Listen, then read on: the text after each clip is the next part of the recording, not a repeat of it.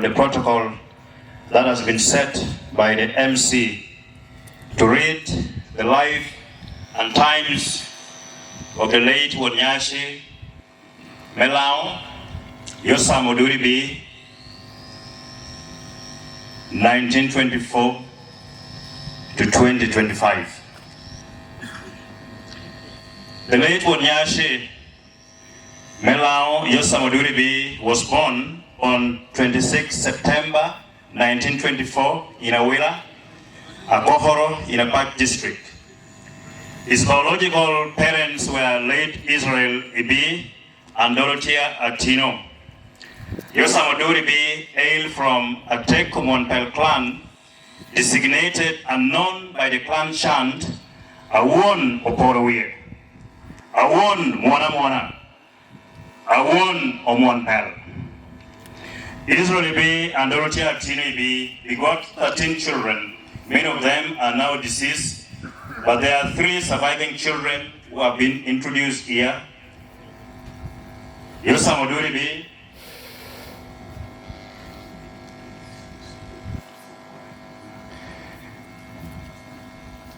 yes, I think there's a correction there, 1926 to 1925.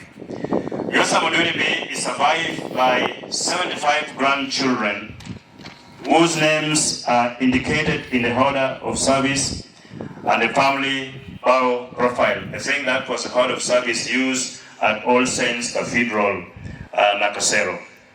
His educational profile. In 1933, late Yosam Odur, Ebii started his primary education in Adiegi Primary School in Atora, Aber, in Yam District. He studied in Adiegi up to 1933 and joined Ibuje's Junior School in a Park District from 1937 to 1939. The hierarchies of schooling at that time dictated that no one could study in the same school for an entire primary education cycle. The different levels of education were in different schools, often spatially distant from one another. From 1941 to 1945, the late Odur, Ebii attended Boroboro Junior School, and while in Boroboro, Yosam Odur, Ebii attended church service in Boroboro Missionary Native Church, where the current episcopal seat of the Diocese of Lao is located. Because of this umbilical connection, Yosam Odur is known to have established a very cordial and familial relationship with the late Bishop Medi Otim, Bishop Emeritus John Charles Odukami, and the current Bishop Professor Alfred Roa, and also the Emeritus Bishop of West Lao, Alfred Achur Okodi. During his life and times, he also contributed severally to the church development initiatives. We are not therefore in any way surprised that today his body is being celebrated at Boroboro Cathedral Church.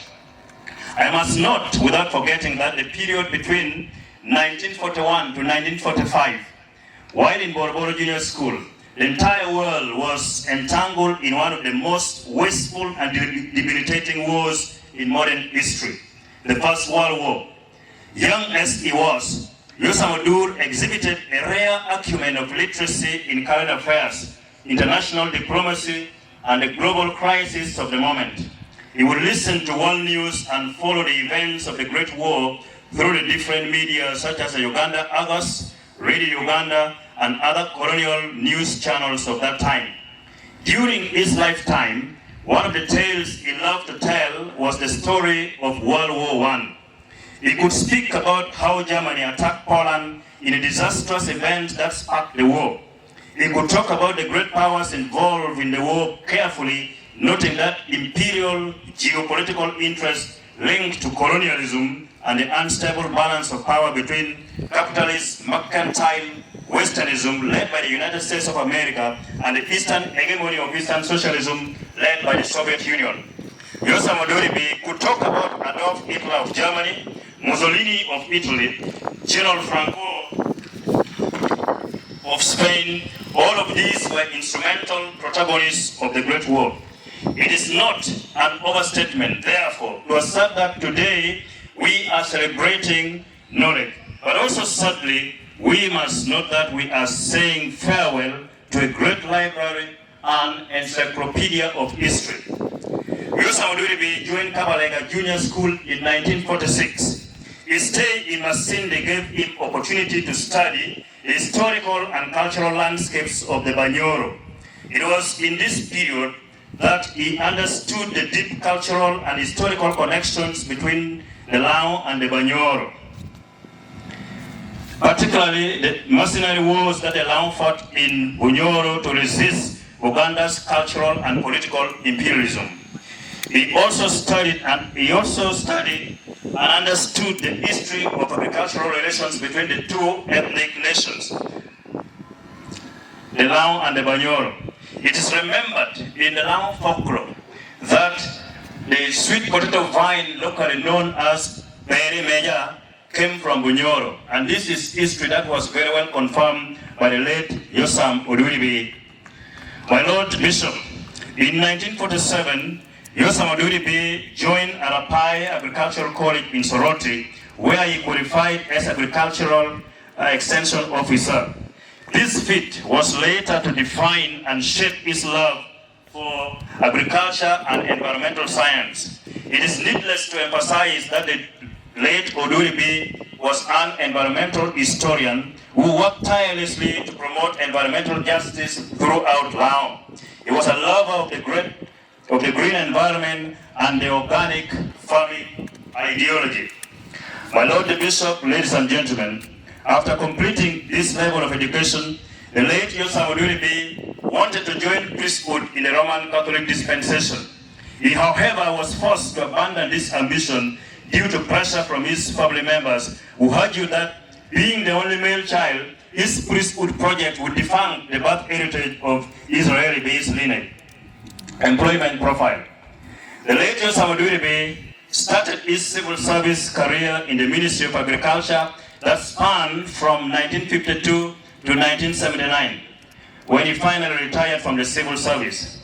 Amongst the many places in which he worked, Yosam served in Loro sub-country in 1952, Minakulo from 1959 to 1963, Omoro in Aleptong from 1964 to 1967, Chegere in Apat district from 1973 to 1979, from where he later retired. My Lord the Bishop, ladies and gentlemen, after serving his community in Taibahe as an opinion leader, farmer, church lay leader, and education advisor in and around Apat district, Yosam Odur was elected the Witong of his clan of Ateko Monpel in 1987. The late Odur served his clan well and initiated collaborations with many other clans in Lao. Historians will note that Lao cultural leadership was purely acephalous, with the many clans ruled under independent, non-centralized polities. On this note, Yosam Odur should be remembered as the pioneering champion for centralized cultural authority and invented traditions in Lao. Achille Mbembe in his book, Invented Traditions, argues that traditions are not sacrosanct, that traditions are not stable, and can therefore be invented, modified, transformed, or remodeled according to the emergent needs and expectations of communities and nations. Because of that, Yosam Odur was inspired to initiate the unity of Witong in Lao, often talking individually to the clan leaders about the need to be stronger by working as a united group. The leadership and unifying capabilities of Yosam Odur was soon noticed by the leading civil societies and NGOs that were working in Lao at that time. Amongst them were Action Aid International and Facilitation for Peace and Development.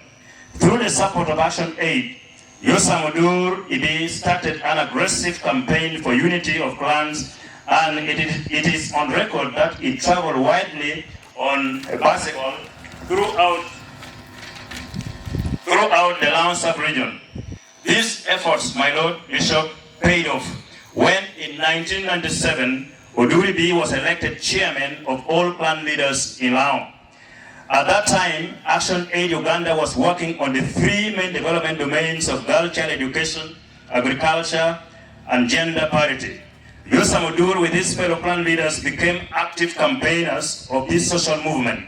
Consequently, in 2003, he was elected Nyaci. In 2005, he was elected Nyaci of Lao by an overwhelming majority votes of all the clan leaders of Lao. Other legacies of Yosam Odur. My Lord Bishop, Yosam Odur is remembered for his cultural diplomacy. He was the brain behind the concept of WeTeam, a ministry that he created in Lao Cultural Foundation to oversee transnational, international, and global diasporas. This ministry was headed by a minister called WeTeam, literally translated as Minister of International and Diplomatic Affairs.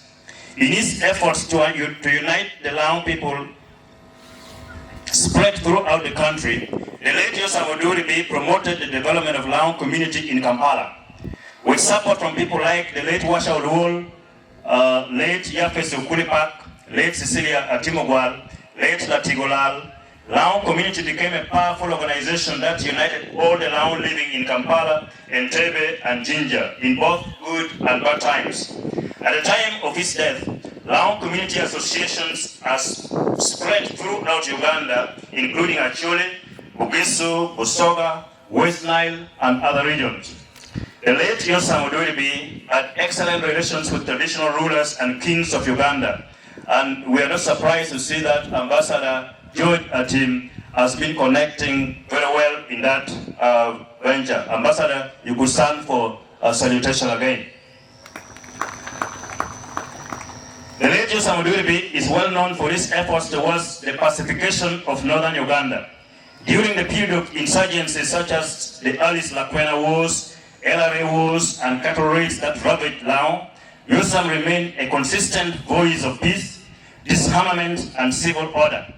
As a celebrated negotiator, Odur was able to talk to government about the need for local militia that would support the national army against insurgents.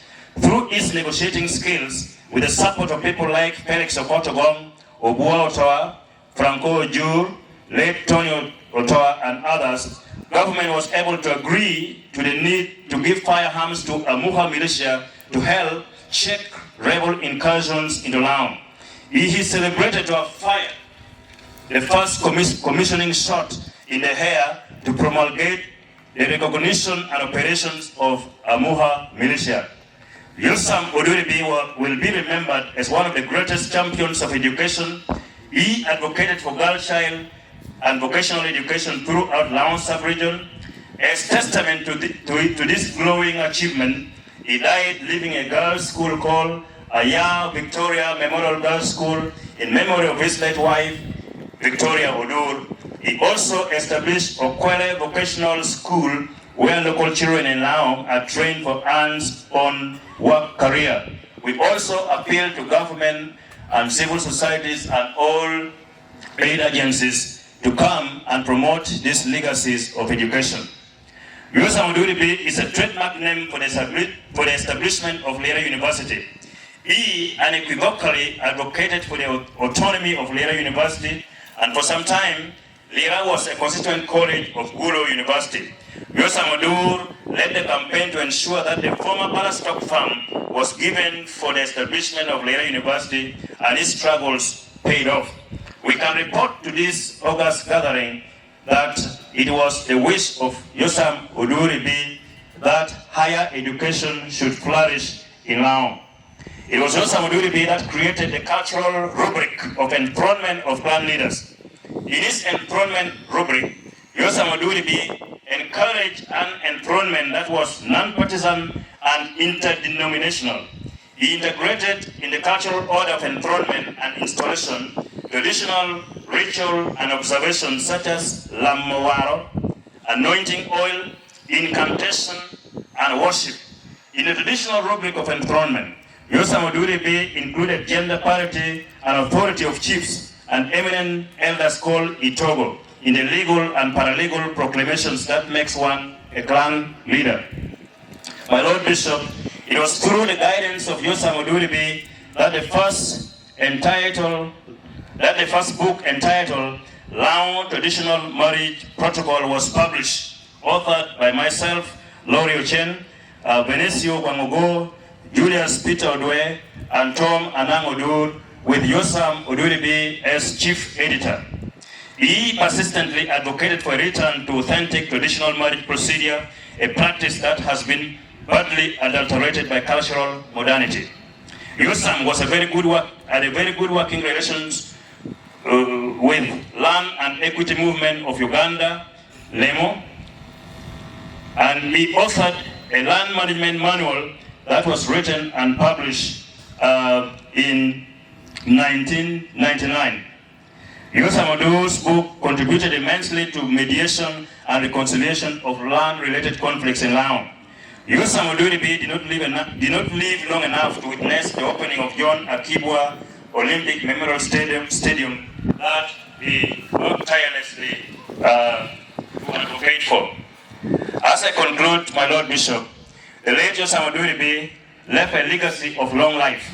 He died on 7th November 2025 at Lera University Teaching Hospital. We must put it on record that Yosam Odur Ebii often preferred being treated at Lera University Teaching Hospital. Many a time, he resisted his family to take him to Kampala, but preferred being treated at Lera University. And at 99 years old, the late Yosam Odur Ebii died a man with one of the most accomplished histories. He was a personal friend to late Milton Obote, who died in 2005. They all studied in Boroboro, shared the history of the nation state and nationalism in Uganda's political history, the whole of their political and cultural formations in Omoro, a Lepton district, in a tin trunk archive sourced by Alan Opi, which I happened to read. Late Milton Obote and late Yosam Odur referred to each other as Abelebele. Whenever they met in social and national functions, they would refer to each other as Abelebele. Abelebele, my Lord Bishop, is an archache that has gone bad. Both men tried to become Roman Catholic priests, but their efforts were aborted due to several reasons, and they refer to each other as Abelebele. Both later on became members of the Anglican faith. His legacy of long life is attributed to his lifestyle, the friends he associated with, the drinks he took, and the food he ate. Yosam is never known to have drank alcohol, eaten red meat, nor loved fast artificial food sold in the supermarkets. Yosam Odur Ebii is widely remembered for his signature chant, Wanamero Kuj Yotkom Kerenyoro. This is true because he was a peacemaker as well as a strong advocate for personal, public, and environmental hygiene. We must, however, note that in the case of Nyodo, Yosam Odur Ebii preferred quality, well-managed number of children. In order to do this, he initiated partnership with Plan Uganda, between Plan Uganda and Laon Cultural Foundation, where the two institutions promoted family planning. My Lord Bishop, and all protocol that has been established, we use this eulogy to salute a great man, a great leader, a grandfather, and a promoter of peace. May God rest his soul in eternal peace. Amen.